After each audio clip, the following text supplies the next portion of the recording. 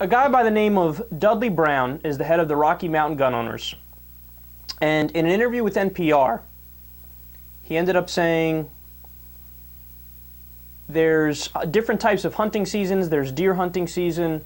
And I say that when it comes time for the elections, we say it's Democrat hunting season.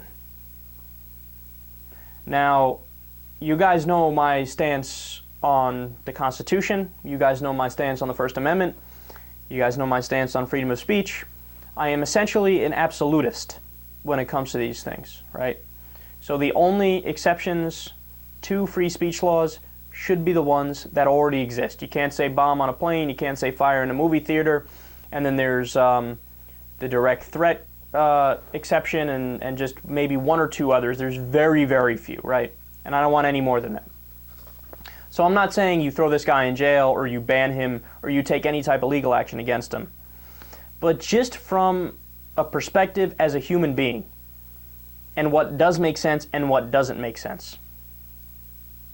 Please, Republicans, even if you can't stand Democrats, even if you think we're evil, don't advocate killing us. Don't advocate killing people. That's all I can ask. And you can say anything else. I have no problem. I don't care if you agree with me on everything. That's fine, and I'm willing to have the discussions and the debates with you.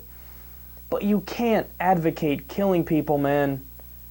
I mean, that's beyond the bounds of reason. Now, you guys know I talk 2 hours a day about politics, and I'm constantly going after people, so I'm no angel myself. But if I go after somebody, what do? I'll question their intelligence to no end. I'll call them morons, idiots, dumbass, jackass. I mean, you name it, I've called somebody that. Okay, there's a big difference between questioning somebody's intelligence and then saying, you might want to kill them. But for whatever reason, they always jumped to DEFCON 6, and they're like, do that. And, I mean, there's other examples, too. You go down the line, man. There's Sarah Palin, when she put the Democratic districts in crosshairs. Don't retreat, reload. Then there's the list of liberals destroying America. Who was it? One of the Goldbergs. I don't know, Jonah Goldberg or Bernie Goldberg or whoever. One of them, in one of the books, it was like the list of liberals destroying America.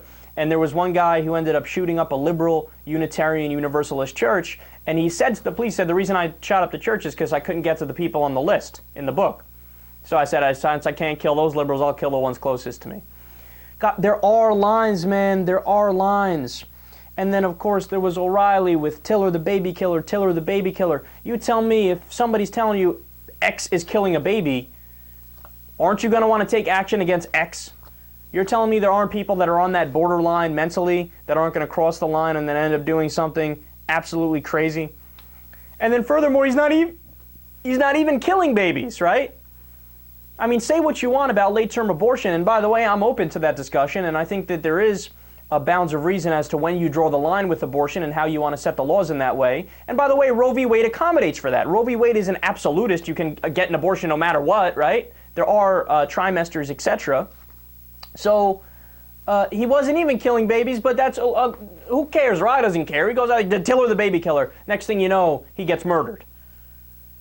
And then they play the what game afterwards. They go, what? No, was it me? Did I say something? Did I cause this? Oh, please, don't say, freedom of speech. They always hide behind the First Amendment whenever it's a clear example of them instigating and prodding towards a conclusion, right? All we ask is you be responsible in your disagreement. Nobody's asking for conformity. Nobody's asking for us to sit down and hold hands and agree on everything. In fact, I prefer that we have a country where we're allowed to disagree and we go at it, right?